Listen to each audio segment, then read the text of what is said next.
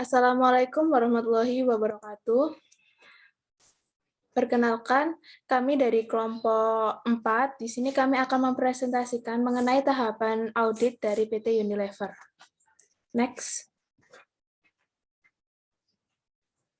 Baik, untuk anggota dari kelompok 4 yaitu terdiri dari Laili Nur Fadilah nomor absen 12, Muhammad Alfian Abdillah nomor absen 12, Yuli Estiti nomor absen 17, saya sendiri Syafira Wahdanti nomor absen 23 dan Tilawati Nur nomor absen 24. Next. Baik, untuk yang selanjutnya yaitu tentang Unilever. Unilever sendiri adalah suatu perusahaan yang bergerak dalam bidang manufaktur, pemasaran, dan distribusi barang. Untuk lokasinya yaitu berada di Geraha Unilever Green Office Park Kavling 3, yaitu ada di Jalan BSD Boulevard Barat, Tangerang, kode pos 15345, Indonesia. Untuk pendirinya atau ownernya yaitu Alan Job. Next. Baik, untuk selanjutnya adalah risiko dari PT Unilever.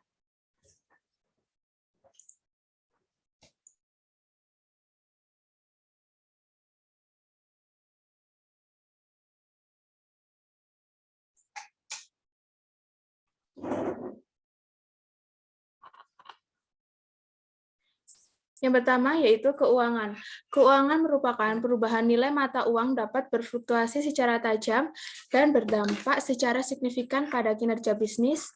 Nilai tukar yang tidak stabil juga dapat mengakibatkan naik turunnya harga bahan baku yang dibutuhkan untuk memproduksi produk-produk dari PT Unilever. Yang kedua, pilihan brand. Selera dan perilaku konsumen senantiasa berubah.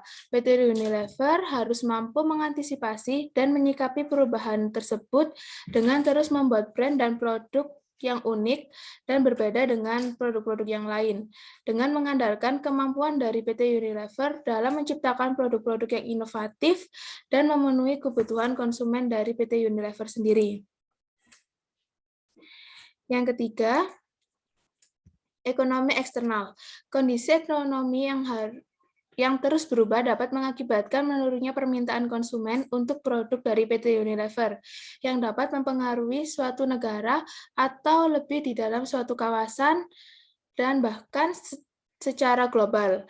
Langkah pemerintah seperti stimulus fiskal, perubahan perpajakan, dan kontrol harga dapat mempengaruhi pertumbuhan dan profitabilitas operasi lokal dari perusahaan Unilever.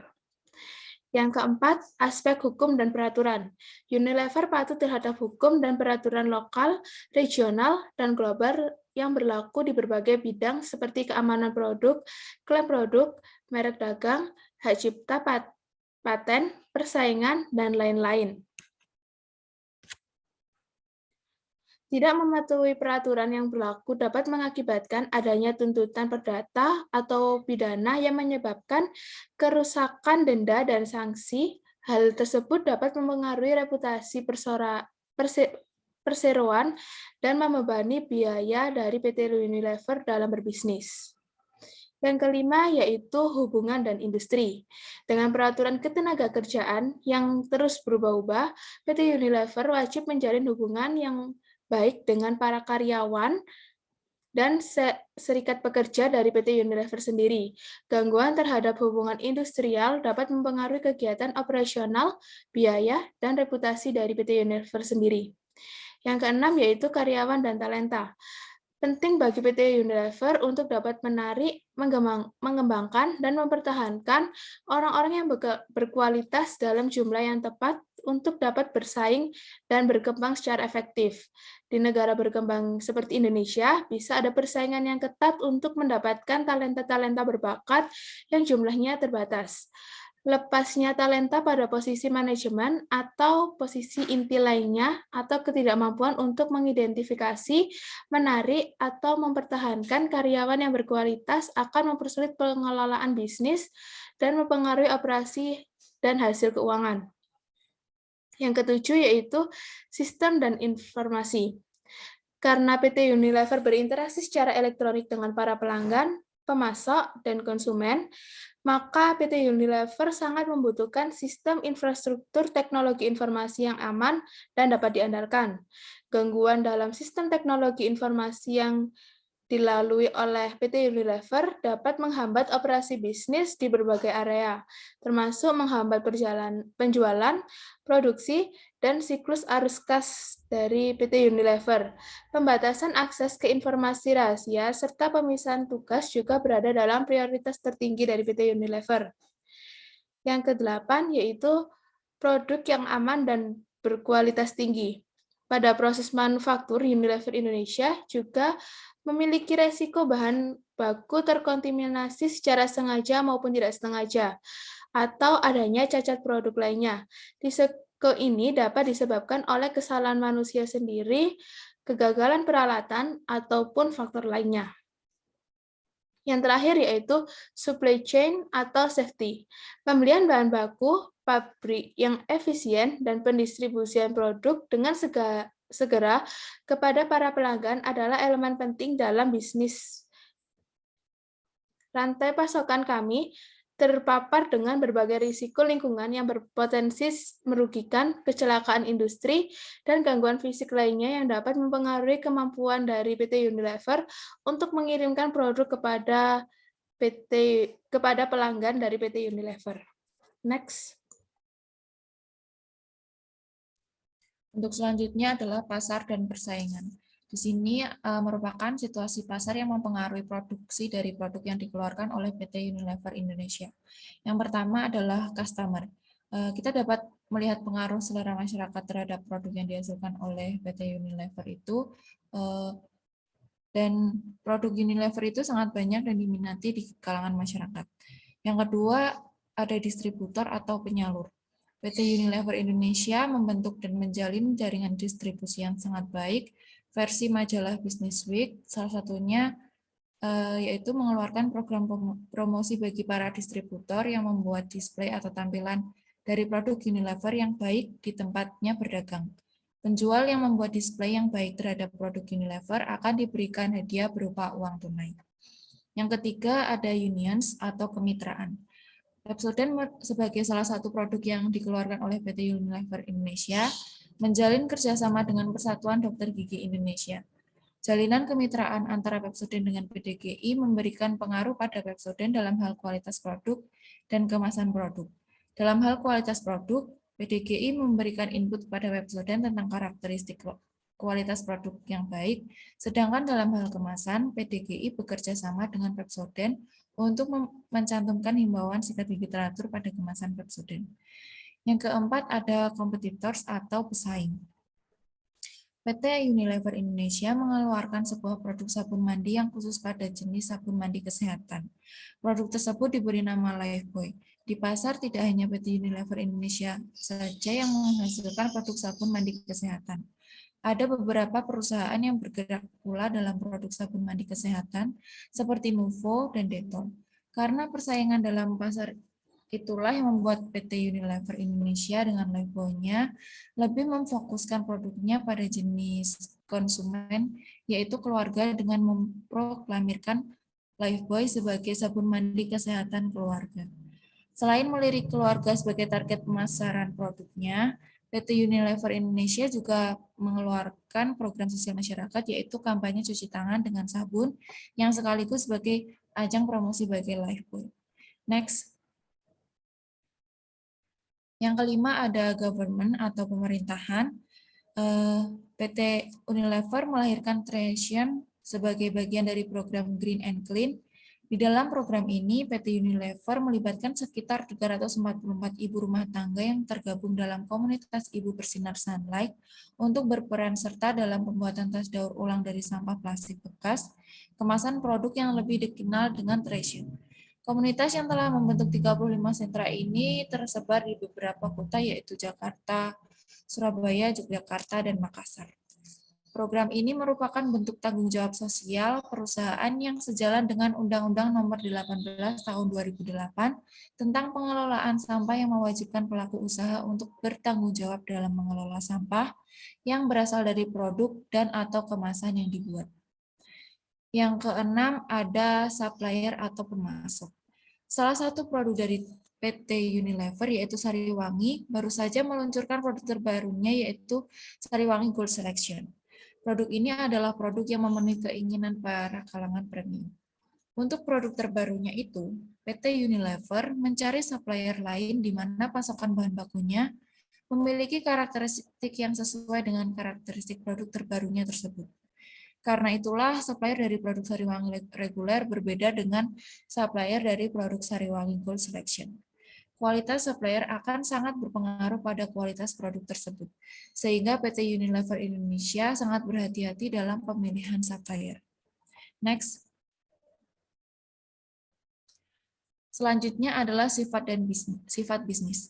PT Unilever Indonesia Tbk merupakan perusahaan yang bergerak dalam bidang manufaktur, pemasaran, dan distribusi barang konsumsi termasuk sabun, deterjen, margarin, makanan berbasis susu, es krim, produk kosmetik, minuman berbasis teh, dan jus buah. PT Unilever Indonesia Tbk telah beroperasi sejak tahun 1933 dan telah menjadi perusahaan fast moving consumer goods terdepan di pasar Indonesia.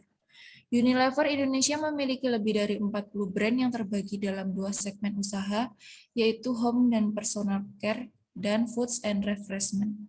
Unilever Indonesia telah go public pada tahun 1982 dan saham-sahamnya tercatat dan diperdagangkan di Bursa Efek Indonesia. Unilever Indonesia memiliki 9 pabrik yang berada di Cikarang dan Rungkut. Ke-9 pabrik tersebut telah mendapatkan sertifikasi halal dari Majelis Ulama Indonesia atau MUI. Next. Baik, selanjutnya adalah perbandingan neraca dan laba rugi untuk PT Unilever Indonesia. Bisa di next. Yang pertama adalah perbandingan dari neraca atau laporan posisi keuangan untuk PT Unilever Indonesia per 31 Desember 2021 dan 2020. Yang pertama, untuk laporan posisi keuangan, yang pertama adalah aset. Untuk aset lancarnya terdiri atas kas dan setara kas, kemudian ada piutang usaha yang terbagi menjadi piutang usaha kepada pihak ketiga dan piutang usaha pada pihak berelasi. Hal ini dijelaskan pada catatan atas laporan keuangan untuk nomor 2B dan 2G. Kemudian aset lancar sendiri juga ada uang muka dan piutang lain-lain, kemudian ada persediaan, beban dibayar di muka, pajak dibayar di muka, dan klaim pengembalian pajak. Sehingga untuk jumlah aset lancar pada tahun 2020 dan 2021 adalah 8.828.360. Ini dinyatakan dalam jutaan rupiah. Kemudian untuk tahun 2021 adalah 7.642.268. Bisa dilihat untuk tahun 2020 ke 2021 mengalami penurunan untuk aset lancar sebanyak 1.186.152. Kemudian selanjutnya adalah aset lancar. Untuk aset lancar dari PT Unilever Indonesia per 31 Desember 2020 hingga 2021 terdiri atas aset tetap, goodwill, aset tak berwujud, kemudian ada aset hak guna, dan aset tidak lancar lainnya.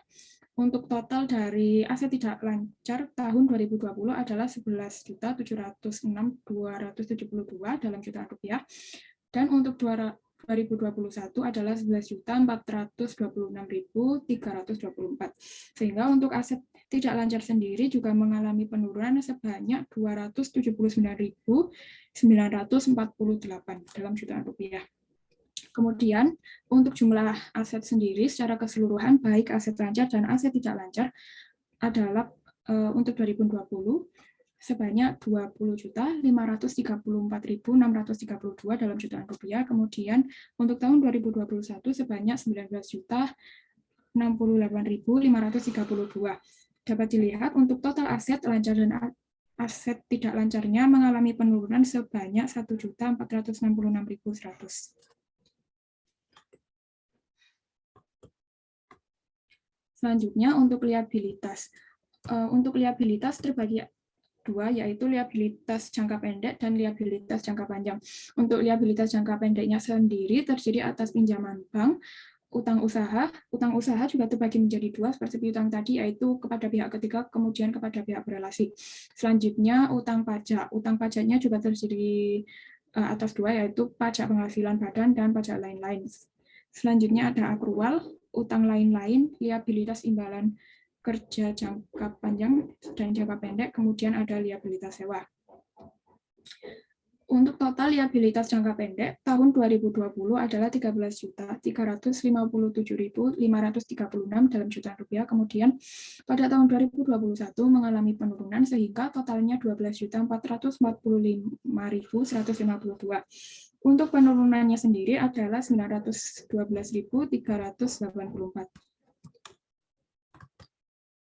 Selanjutnya adalah liabilitas jangka panjang PT Unilever per 31 Desember 2020 hingga 2021. Liabilitas jangka panjangnya terdiri atas liabilitas pajak tangguhan, kemudian ada liabilitas imbalan kerja jangka panjang, dan bagian jangka panjangnya untuk liabilitas sewa. Sehingga untuk jumlah liabilitas jangka panjangnya pada tahun 2020 adalah 2.239.728 dalam jutaan rupiah.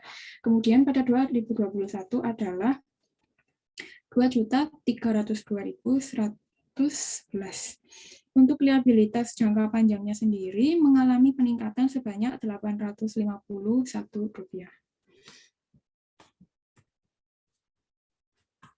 Selanjutnya adalah ekuitas untuk PT Unilever Indonesia per 31 Desember 2020 sampai 2021. Ekuitasnya sendiri terdiri atas modal saham, yaitu modal dasar seluruhnya ditempatkan dan disetorkan penuh sebanyak 38.150 juta, saham biasa dengan nilai nominal Rp2 per saham.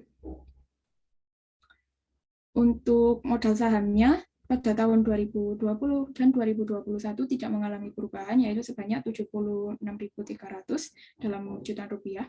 Kemudian terdapat tambahan modal disetor, yakni tidak ada selisih juga, yaitu 96.000. Kemudian ada saldo laba yang dicadangkan juga tidak mengalami perubahan dari 2021 ke 2020 ke 2021 maksud saya, sebanyak 15.260. Tetapi pada saldo laba yang belum dicadangkan mengalami selisih, yaitu pada tahun 2020 terdapat 4.799.808. Namun pada tahun 2021 mengalami penurunan sebanyak 616.072 rupiah, sehingga untuk saldo laba yang belum dicadangkan pada tahun 2021 adalah 4.133.709 rupiah. Kemudian untuk jumlah ekuitasnya sendiri adalah 4.937.368 pada 2020 dan mengalami penurunan pada 2021 sehingga untuk tahun 2021 adalah 4.321.269 rupiah. Kemudian untuk total dari liabilitas dan ekuitas untuk PT Unilever Indonesia dari 2020 hingga 2021 adalah untuk 2020-nya adalah 20.534.632.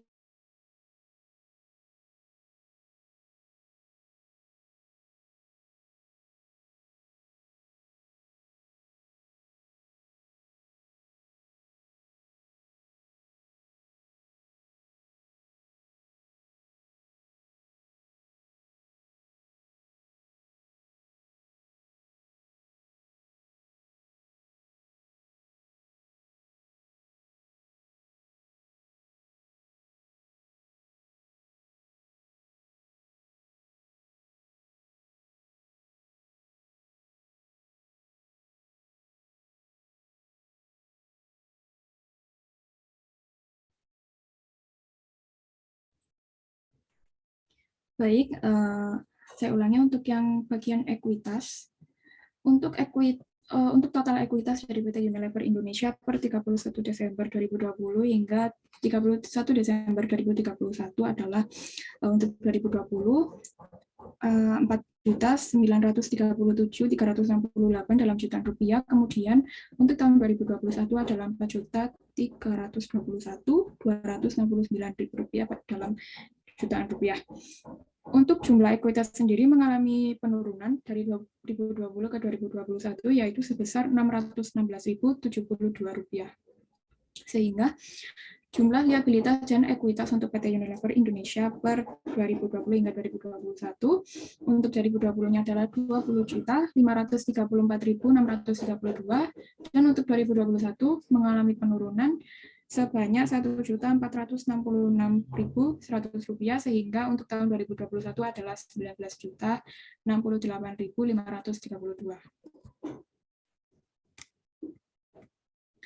Baik, selanjutnya adalah perbandingan laporan laba rugi PT Unilever Indonesia per 31 Desember 2020 sampai 31 Desember 2021. Untuk laporan laba ruginya terdapat pada slide bagian kanan.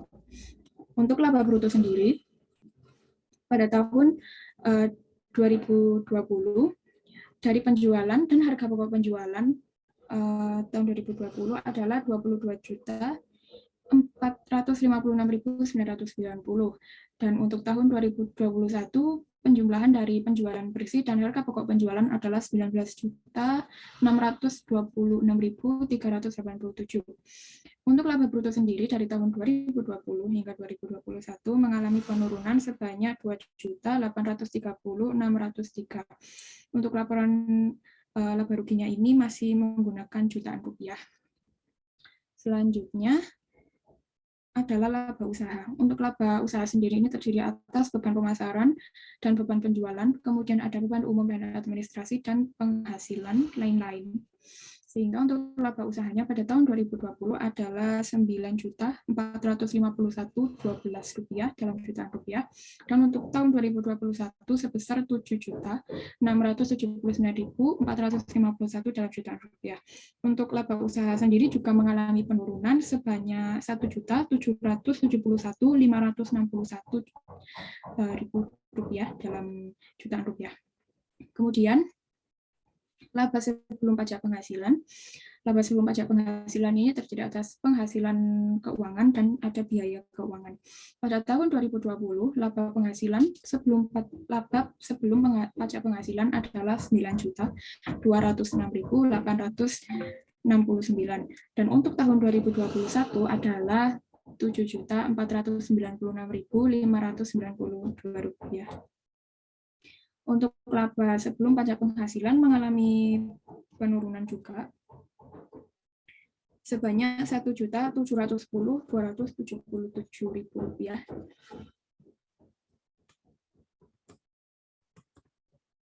Selanjutnya pada laba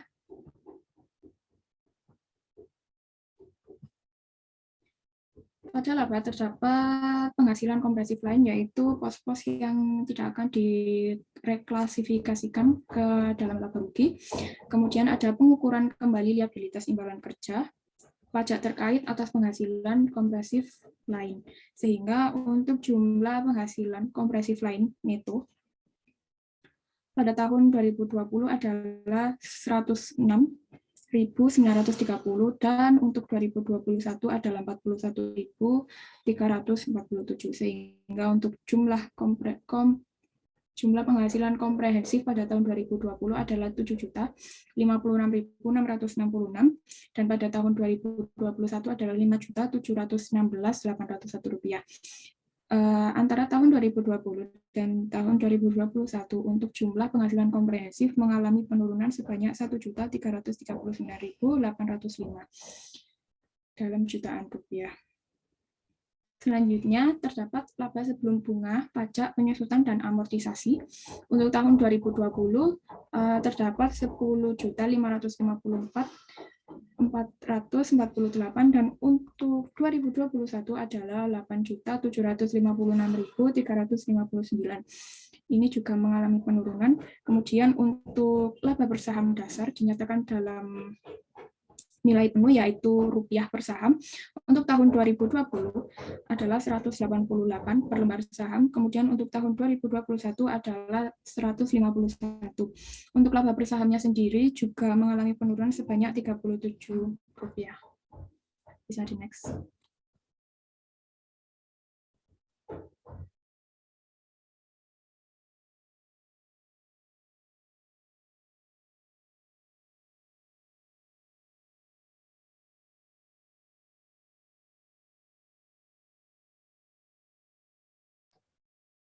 Selanjutnya yaitu adalah perbandingan rasio keuangan.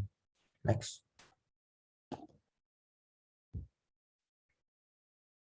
Nah, di sini terlihat bahwa di analisis rasio keuangan yaitu dari segi likuiditas mengalami kenaikan sebesar 12%, yang berarti setiap 1% hutang lancar dari perusahaan mampu menjamin sebesar 0,65 rupiah. Dan juga pada kondisi quick ratio juga mengalami kenaikan sebesar 13%, yang berarti perusahaan mampu menjamin hutang jangka pendek sebesar 0,13 rupiah. Setelah itu untuk solvabilitas perusahaan mengalami penurunan sebesar 86%, yang berarti perusahaan hanya mampu meningkatkan peranan modal sebesar 0,86% rupiah di dalam setiap 1 rupiahnya. Lalu untuk segi rentabilitas gross profit margin dan operating income margin tidak mengalami kenaikan atau penurunan sama sekali. Lalu untuk net operating margin mengalami kenaikan sebesar 3%. Next. Untuk selanjutnya adalah perbandingan elemen laporan keuangan.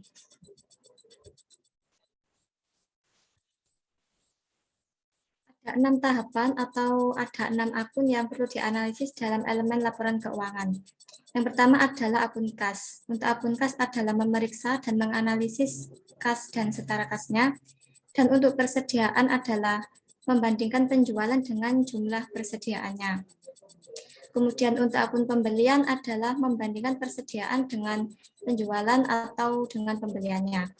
Kemudian untuk aset tetap adalah menganalisis atau memeriksa perolehan aset tetap dimulai dari pada saat memperoleh nominalnya sampai dengan aset tersebut dijual.